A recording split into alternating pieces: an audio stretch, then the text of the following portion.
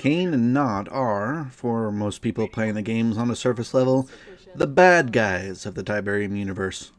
They certainly aren't conventionally good people, but you might be surprised to find out that public opinion of them was not automatically bad. In the years before the First Tiberium War, they weren't seen straight off the bat as villains. Before the horror of the First Tib War opened the eyes of the people around the world to what they had been doing behind closed doors, public perception of Nod was much more a mixed bag. Let me explain.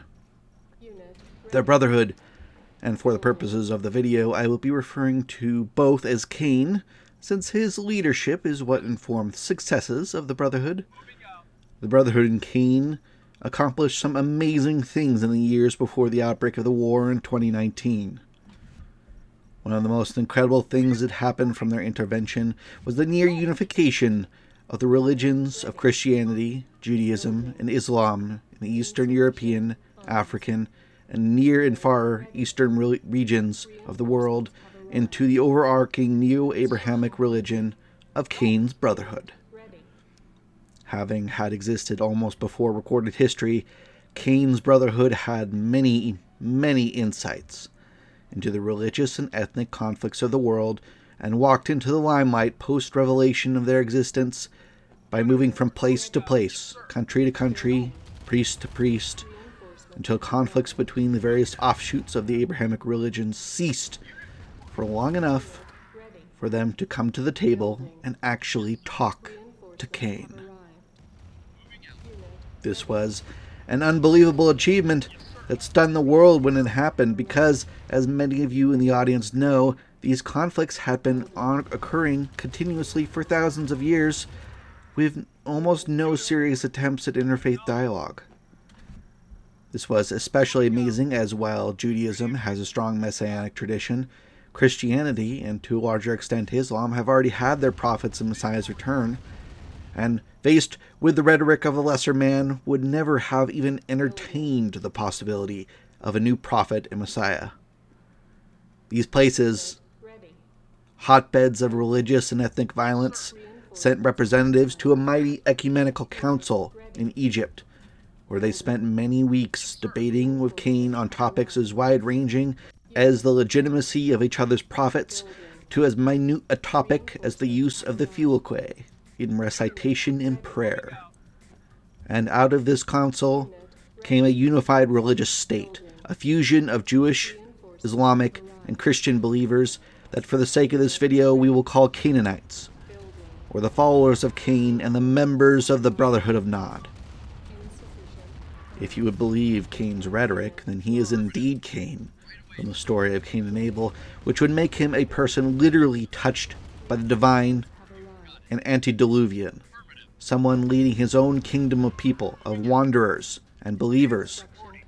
So it would make sense he could achieve this much in such a short time. In reality, however, this was a project decades in the making, set into motion likely before even World War II, with the agents of Kane's theology interacting with people in these areas for decades and slowly shifting public opinion to the point where the council would have even been possible. This is one of the major reasons that Kane managed to be crowned Times Person of the Year only a few years after his rise to prominence. The fact that this was not the first or second time that a mass-murdering genocidal dictator would make it onto the magazine since the Second World War notwithstanding, it is funny in retrospect that not only a few years later he would, like those before him, soon be at war with the free world. That aside, he was seen as a great liberator and a peacekeeper, bringing together parts of the world that had been locked in civil war for hundreds of years. Another great accomplishment was one that you might take for granted as a light connoisseur of the franchise: the prediction of the fall of the Tiberium meteor into Earth's atmosphere, and the aftermath whirlwind of technological development, of tech surrounding harvesting and disposing of the crystal. Yes, it was in fact Nod to come up with the methods of harvesting and refining the green crystal, as well as how to do it safely without radiation damage or other injury. This is important because as the rest of the world was yet to discover that it was even dangerous, and while praising it for being a celestial crystal, Nod was years ahead in learning how to contain the material. The method for refinement was also given to other countries in the world to allow them to contain the crystal and reap the profits. As it was discovered that the crystal was dangerous, Nod was lauded for their humanitarian work in helping to contain an extremely valuable but extremely caustic material. Yes, it is true that Nod helped to spread the material around the world so that it would become proliferated to the point of damaging the planet, but that fact wasn't known until many years after the crystal landed on Earth. It is also true that they spread religious misinformation about Tiberium around, causing many people to become confused and interact with it without a prudent degree of safety. But at this point, GDI was in its infancy, and not in control of the media to the point where they can control and counter this information. Another thing to consider is the world's development after the fall of communism in Russia. The Cold War was over, and many people called once more for a multipolar world, where it wasn't just the United States ruling everything. Enter Kane and the Brotherhood, uniting many formerly oppressed peoples into new polar zones that seem poised to bring new economic development and religious unity to places largely forgotten in world politics for decades. Eastern Europe, Africa, the Near and Middle East, even China had turned from being a communist country into one more aligned with what the post-Cold War theorists thought was more in line with Western values. It turned out to be the opposite of that, however, as these areas provided massive amounts of recruits in the future for Nod to then attempt several times to take over the world. But in the beginning, these places were seen as being revitalized from within their own communities at a time when Western imperialism seemed to be at its highest ever point. Leftists in every Western country praised Kane for these accomplishments, while warhawks and centrists warned that these things actually presaged a much larger conflict in the future. Even into the future, past the First War, many people in Western countries aligned with GDI maintained a faith in Nod even after finding out all they had done for these reasons, allowing them to slip into places like Goddard Space Center and make strikes without many people noticing, and even with GDI companies and superstructures suspending civil liberties to prevent the spread of Nod's extremist views.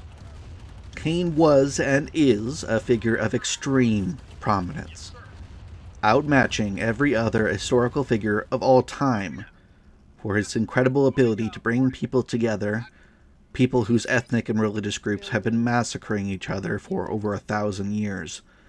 He brought the end to the Cold War and defeated communism across the world. He shined a light on the dealings with the world's savior, GDI, in critical times and provided a home for many extreme and desperate political groups opposed to the fascism of GDI, and a future without privacy, a future only necessary, ironically, because of Kane's own actions. No one has ever garnered such a loyal, large following in such a short time that survived even his multiple deaths at the hand of the great Satan, and there is no one in fiction who could emulate his sheer charisma. In the days before the First Tiberium War, Kane was seen as a modern prophet of all the gods of Earth, and most important political figure of the day, and the breaker of the chains for millions of people trapped in communist and religious bondage. It is no wonder that he was and remains an intensely popular figure in and out of the game world. Join me soon in discussing the views on Nod and Kane in the First Interregnum period, a video I intend to make soon, and to all new viewers but old hands in this greatest of RTS series, praise be to Kane. I hope you all enjoy the video. If you have an idea that might strengthen or reduce the strength of my argument, or you just want to start conversation, please comment it down below. If you come up with something great, I will host it as a follow-up video and credit you heavily. If you like videos about Tiberium, Red Alert, or in the future, CNC Generals, then why don't you subscribe and hit the bell icon? I post once or twice every 2 weeks.